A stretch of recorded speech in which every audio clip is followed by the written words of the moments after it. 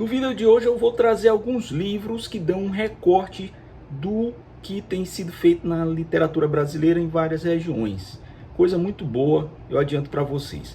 Meu nome é Rogério Rocha, vocês estão aqui comigo. Deixem aí seus comentários se vocês gostarem do vídeo, compartilhem, tá? E deixem o seu like. Eu vou começar com Jubamirim, de Antônio Mir, do ano de 2021, que traz um moleque que é uma entidade da natureza. E o Antônio Mir, em várias histórias aqui, brinca mesmo com essa entidade que lembra muito aqueles seres da floresta, como o Saci, por exemplo. É uma leitura leve, descontraída, muito próxima daquilo que há na alma da nacionalidade brasileira, com essa raiz que traz o fantástico e ao mesmo tempo traz a realidade, né? Esse é um livro que eu gosto muito.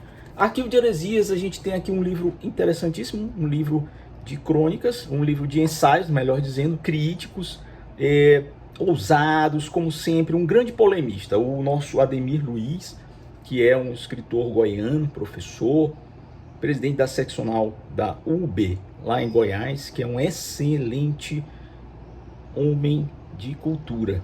E escrevendo, ele traz uma série de ensaios críticos e, como sempre, que instalam polêmicas. Ele é um homem de polêmicas.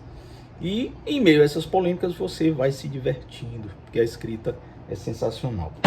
Cabra Cega, o multipremiado Luiz Eduardo de Carvalho, uma história que tem paralelismos, pode ser lida sob perspectivas diferentes. Começa em 73, um romance de formação, exímio narrador, consegue dominar as formas de narrativa de maneira a prender o público numa linguagem fluida, fácil e que chama você para dentro da história. Tem poesia, tem prosa, tem cortes temporais, né?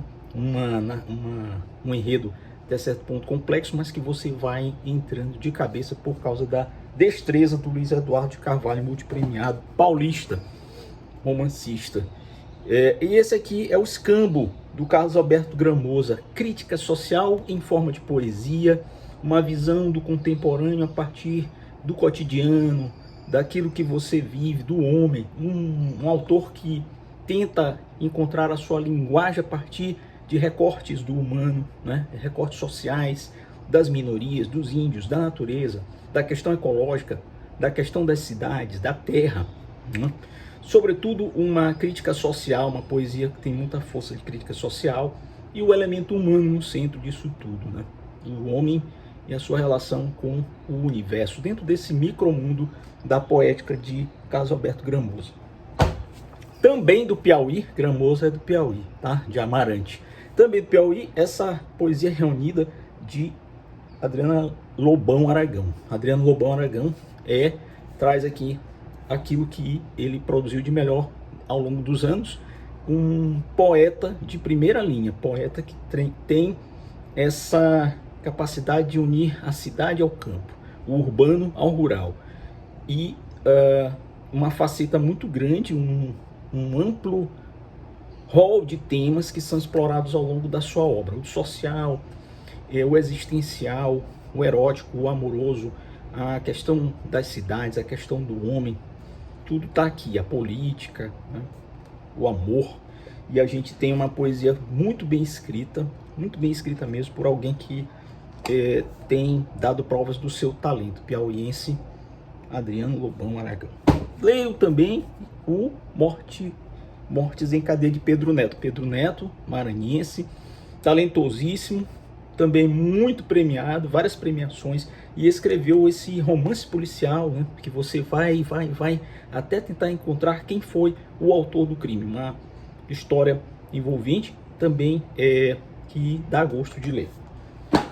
Aqui, uma organização, uma seleta, uma reunião com comentários do Dino Cavalcante e José Neves, duas pessoas que fazem um trabalho monumental de resgate de figuras e do pensamento, da memória, da história, da literatura maranhense, divulgação e resgate, manutenção.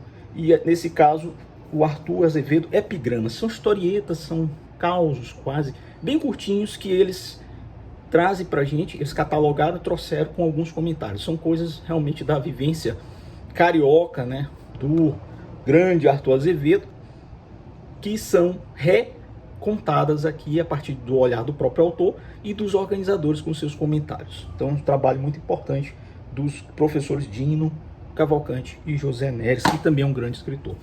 Aqui um romance, né, relançado há pouco tempo, um romance, mais ou menos uma novela, que é O Compasso Minário, da nossa Arlete Nogueira da Cruz, uma obra que traz um tema sensível, né, ligado à mulher, ligado ao comportamento humano em relação à mulher, nos relacionamentos, no amor, no sexo, e que tem pano de fundo na cidade de São Luís, de um tempo passado. Muito bom também, Arlete Nogueira da Cruz, Compasso Binário.